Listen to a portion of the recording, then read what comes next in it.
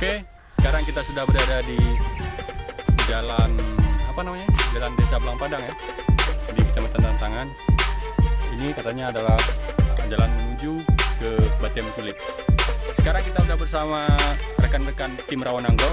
Ini adalah penunjuk jalan kita, Herman. Oke, kita akan melihat bagaimanakah keindahan ataupun hal menarik dari Batiam Culik yang katanya ada di dekat pantai. Kita akan menuju ke sana. Penasaran? Mari ikut kami bersama.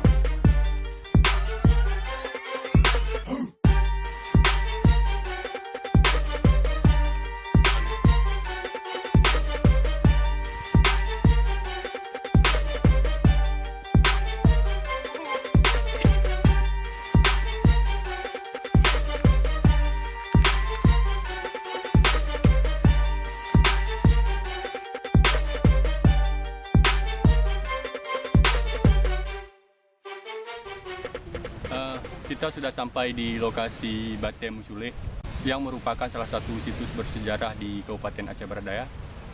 Beginilah kondisi Batiam Culik saat ini. Ini batu yang udah patah.